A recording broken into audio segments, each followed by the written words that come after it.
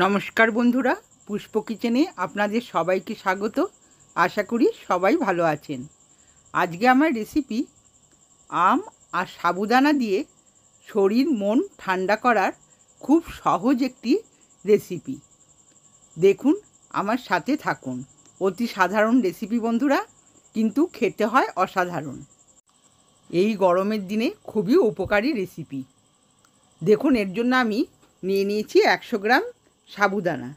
আমি বড় সাইজের সাবুদানাটা নিয়েছি, নিয়ে সুন্দর করে জল দিয়ে ধুয়ে নেব। আমি সাবুদানাটাকে দুবার জলে সুন্দর করে ধুয়ে নিচ্ছি। দেখুন, ধোয়া হয়ে গেছে, জলটা আমি ফেলে দিয়েছি। এবার আমি সামান্য জল এই সাবুতে দিয়ে দেব। যে পরিমাণ সাবু ততটাই আমি জলটা দেব। দেখুন, বেশি জল আমি দেব না। দিয়ে ভিজিয়ে রেখে দেবো আমি এটা 30 মিনিট। এবার দেখুন, এদিকে একটা আম ছাড়িয়ে নিয়েছি, মিষ্টি আম। আমটাকে খুব সুন্দর করে আমি ছাড়িয়ে নিয়েছি। এবার আমি একটা স্কেচারে আমটাকে গ্রেট করে নেব। দেখুন, নিয়ে নিলাম একটা স্কেচার। স্কেচারে আমি আমটাকে সুন্দর করে গ্রেট করে নেব। এখন আমের দিন, আম দিয়ে খেতে খুবই ভালো লাগে। আপনারা অবশ্যই বাড়িতে এইভাবে একবার ট্রাই করবেন, দেখবেন, আশা করি আপনাদের খুব ভালো লাগবে। দেখুন, ছাড়ানো হয়ে গেছে, আঠিটা আমি ফেলে দেব। এবার আমি এই ব্যাটারটাকে একটা বাটির মধ্যে ঢেলে রেখে দেব। এটা আমি শেষে কাজে লাগাবো।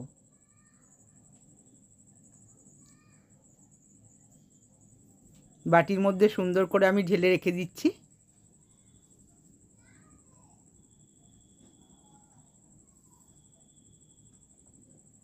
এদিকে দেখুন, সাবুটাও আমার খুব সুন্দরভাবে ভিজে গেছে।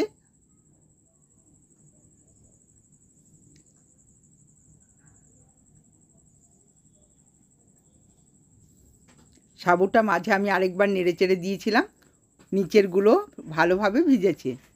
এবার আমি গ্যাসে কড়াই চাপিয়ে দিয়েছি, আর দিয়ে দিলাম 500 গ্রাম দুধ। লিকুইড দুধটা আমি ব্যবহার করেছি বন্ধুরা। আর দুধটাকে খুব ঘন করে জাল দিয়ে নেব।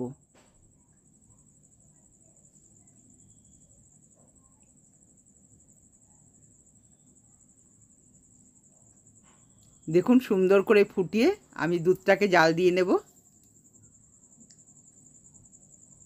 দুধটা ভালো করে ঘন করে জাল দিয়ে নিয়েছি। এবার এতে দিয়ে দিলাম আমি 150 গ্রাম পরিমাণ চিনি। এবার চিনিটা দিয়ে ভালো করে নেড়ে চেড়ে ফুটিয়ে নেব।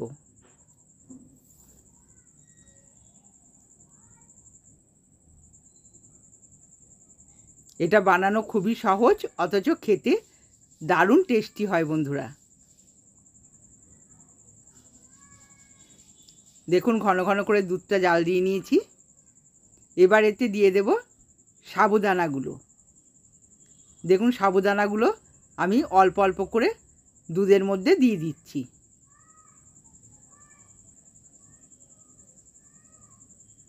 দেখুন, সুন্দর করে অল্প অল্প করে দিয়ে দিলাম।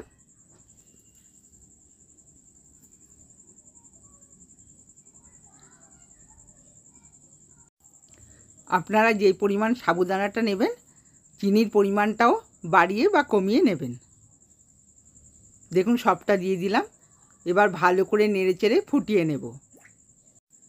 সাবুদানাটা যতটুকু শক্ত আছে, এই দুধে ফুটে সেটা নরম হয়ে যাবে। খুব বেশি নরম আমি করব না, বেশি নরম করলে একদম গলে দুধের সঙ্গে মিশে যাবে। একটু দানা দানা ভাবটা থাকতে হবে, তাহলেই খেতে ভালো লাগবে। দেখুন, ভালো করে আমি ফুটিয়ে নিয়েছি। আর এই সময় অনবরত নাড়তে হবে। আমি সমানে নেড়ে এটাকে ভালো করে ফুটিয়ে নিচ্ছি। সাবুটাও দেখুন সেদ্ধ হয়ে এসছে। এবার এটা নামিয়ে একটা বাটিতে ঢেলে নেব। দেখুন, একটা বোলের মধ্যে আমি ঢেলে নিয়েছি। এবার দিয়ে দিচ্ছি আমের পেস্টটা, যেটা আমি পেস্ট করে রেখেছিলাম আমটা, সেটা আমি দিয়ে দিলাম। একটা গোটা আমি পেস্ট করে রেখেছিলাম। ভালো করে সুন্দর করে মিশিয়ে দিতে হবে। দেখুন খুব সুন্দর করে আমি মিশিয়ে দিচ্ছি। বন্ধুরা, আমার রেসিপিগুলো যদি ভালো লেগে থাকে আমার চ্যানেলটিকে সাবস্ক্রাইব করবেন, লাইক করবেন আর কমেন্টসে জানাবেন আপনাদের কেমন লাগলো। আমের পেস্টটাকে খুব সুন্দর করে মিশিয়ে দিতে হবে। দেখুন খুব ভালো করে মিশিয়ে দিচ্ছি।